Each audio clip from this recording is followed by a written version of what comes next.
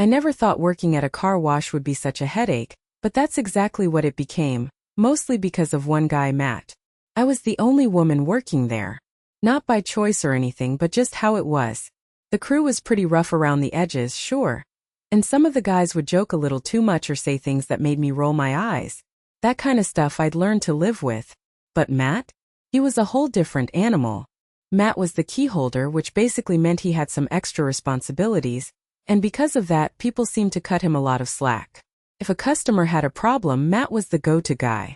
But honestly, the way he acted around female clients was unsettling.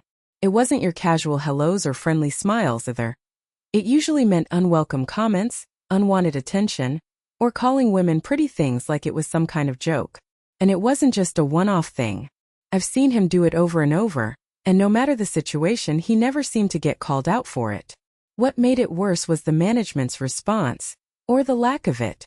They'd heard rumors, sure. And people had complained quietly, but Matt had friends in higher places, and he was good at dodging actual consequences. The managers would shrug and say, "Boys will be boys," or tell us to just ignore it. I remember thinking, ignore it? I pay my bills here too. Why should I have to put up with this? But what could I do? I was just one voice among a lot of indifferent ones. Matt also had a reputation that went beyond the car wash. I heard stories from other friends about how he treated women poorly elsewhere, how some people even avoided coming to work when he was around. But in our little workplace, his charm seemed to shield him. People laughed when he was just joking around, even when his words felt anything but funny. I tried to brush it off, tell myself to be tough and not let it get to me.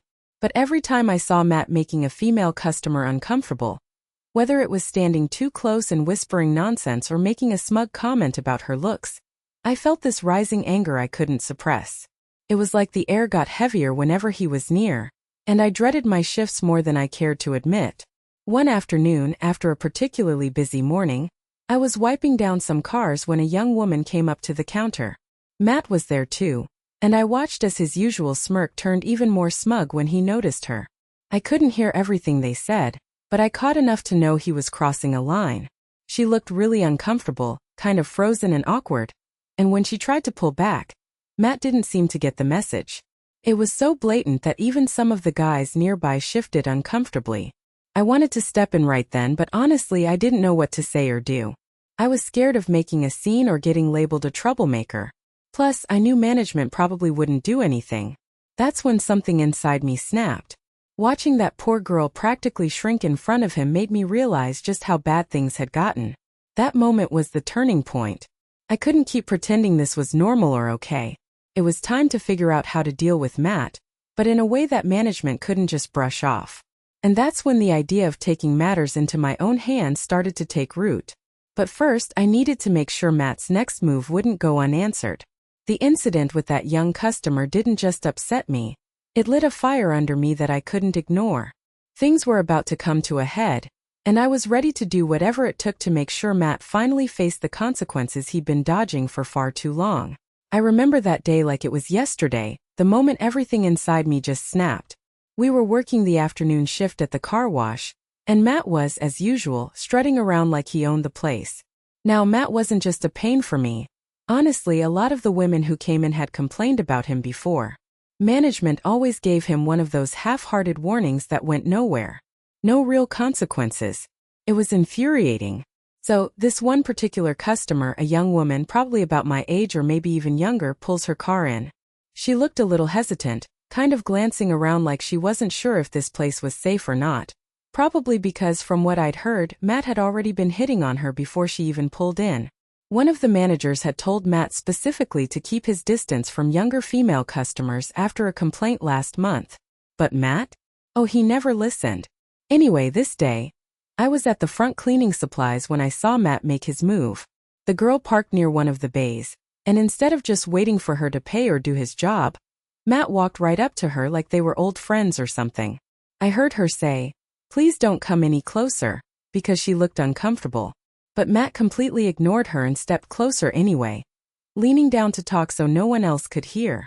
I wanted to jump in right then, but I was working with customers too, and honestly I wasn't sure if confronting him right there would do anything except make things worse. After she left, Matt had this huge grin on his face like he just won the lottery. He was bragging loudly to one of the other guys about how he'd already gotten her Instagram and was sending her all these messages. I remember thinking, are you kidding me? There was no shame, no hesitation. Just this nasty pride in dodging the rules and making someone uncomfortable. I overheard everything he said, the creepy comments, the way he joked about making moves, and how he even said, she was totally into it. I felt my blood boil. Part of me wanted to march straight into the manager's office, but honestly, I knew that wouldn't matter. They'd probably just tell me to let it go. Or worse, brush it off.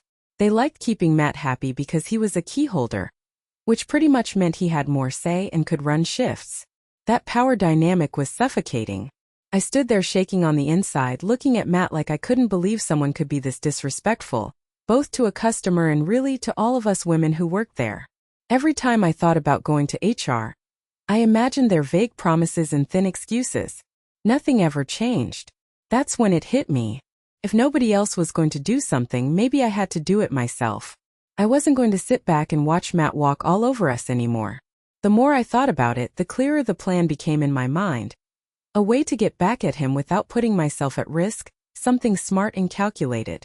I took a deep breath, feeling this strange mix of fear and determination settle over me.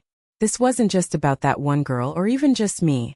It was about standing up against all the crap we'd been forced to endure day after day. With that, the first seeds of my revenge were planted. The idea was risky, sure, but honestly at that moment it felt like the only way out. And I couldn't wait to see how it would all unfold. With a plan forming, I prepared to launch my calculated retaliation. Alright, so after weeks of biting my tongue and watching Matt get away with treating customers like garbage, especially the women, I hit a breaking point. I realized that the usual channels weren't going to do a damn thing. HR never followed up, and my boss just brushed it off like it was no big deal. Honestly, I felt pretty powerless. But then I thought, what if I took matters into my own hands? I know the company obsessed over their Google reviews. They'd brag about how those glowing 5-star ratings brought in new business and made the place look professional, which was kind of hilarious considering the kind of mess Matt was stirring up. That's when I came up with my plan. I'd create a fake Google account and post a very believable, very harsh review from the point of view of a female customer who dealt with the kind of harassment Matt was famous for. It wasn't going to be one of those vague complaints, the service wasn't great. It was going to be detailed. Specific enough to sound authentic but not traceable back to me. Making it convincing was key. I didn't want it to sound angry, or like a rant from someone who just had a bad day. I wanted it to sound like a genuine, calm recounting of the experience, something that would make management take notice. So, I actually used an AI writing tool to help refine the tone. I fed it my rough draft, then tweaked the wording until it hit that perfect balance of polite but firm, disappointed but factual. The AI helped me avoid any language that would come off as too emotional or amateurish, which I think really sold the story. In the review, Emily described walking into the car wash just wanting a quick, friendly service, but instead being cornered by Matt, who made unwelcome comments about her appearance, ignored her questions, and generally made her feel uncomfortable enough that she left before even finishing. The review ended with a warning to other customers about the unprofessional attitude, and a hope that management would finally address the problem. I hit post late one night, feeling a strange mix of anxiety and satisfaction. I knew it was risky. What if they somehow found out it was me? But at the same time, something about finally calling them out like this felt liberating. I also made sure to keep my regular work routine perfectly normal, so no one would suspect anything. What happened next was way more dramatic than I expected. The moment that review showed up, management started buzzing. My coworkers were whispering about it the next day, and I could see Matt's usual confident swagger starting to crack. Suddenly, the complaints I'd made in private weren't just my problem anymore. And that's when things really started to happen. Honestly, the day after the review went up felt like walking through a different world. When I showed up to work, the usual tension, the whispered gossip, the sideways glances, the uncomfortable silences, was still there, but layered over it was this heavy weight of something finally breaking. Matt wasn't there, of course.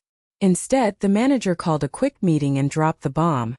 Matt was suspended without pay.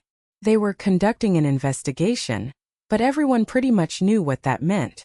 It wasn't just a slap on the wrist this time, it was serious. What hit me hardest was how the atmosphere shifted overnight. I'd always worried that if I called Matt out, I'd be branded a troublemaker or worse, blamed for making things worse. But now, coworkers who'd been too scared or indifferent to say anything were suddenly nodding when I talked quietly about the harassment. Some even apologized for not speaking up sooner. It was like all the unspoken support was finally being voiced, and the silence that once protected Matt was cracking. I remember one of the afternoon shifts, a girl from another bay came up and said, "You did the right thing." We all knew he was bad news. Surprised me. For so long I'd been carrying this alone, wondering if I overreacted or if I'd be okay standing my ground. Hearing that made me feel less isolated and more validated than I ever expected. It wasn't just about me anymore. It felt like a collective moment where we all recognized that what was happening was unacceptable. But at the same time, I couldn't ignore the mix of emotions swirling inside me. Part of me felt victorious, like justice had finally been served in the only way I could manage. Matt, who thought he could bully and degrade without consequence, was facing real trouble. That felt good. A pretty rare feeling in situations like this. Yet there was also this nagging part that couldn't shake the fact that it had to come down to a scheme, a fake online review, a sting to make anyone care. Why did no one listen when the harassment was happening daily? Why did I have to become some sort of undercover operative just to get justice? I said to myself, okay, this is a win. But I also knew it wasn't perfect. There wasn't a neat, clean resolution where everything suddenly fixed itself. Matt was gone for now, but the echoes of what happened lingered. The company was investigating, and I fully expected to hear that he'd be fired soon. And honestly, I'd be okay with that. If anything, this was a warning not just to Matt but to anyone else who thought they could get away with crossing the line. There was no tolerance left for harassment, no room to turn a blind eye. Looking back, I don't regret what I did, not for a second. Sometimes you have to take matters into your own hands when the system fails you. It wasn't about revenge in the petty sense. It was about claiming my dignity and standing up for myself and others. Matt's suspension felt like a line drawn in the sand. I wanted to believe karma would do the rest, that he'd learn the hard way that actions like his come with consequences. As the days passed and I settled back into work without the constant strain of Matt's presence, I found myself reflecting a lot. This whole experience changed how I see the workplace and how I see myself. I realized I'm stronger than I thought, that standing up even when it's scary matters. And while I didn't exactly expect a parade or a thank you, this unexpected vindication made it clear. Tolerance for behavior like Matt's is finally over. So yeah, justice was served and the message was sent loud and clear. And if anyone ever wonders whether speaking up is worth it, I can tell you from experience it absolutely is. Because sometimes the only thing worse than facing a bully is letting them keep their power. And that's where my story ends, with a clear warning and a hope that no one else will have to go through what I did.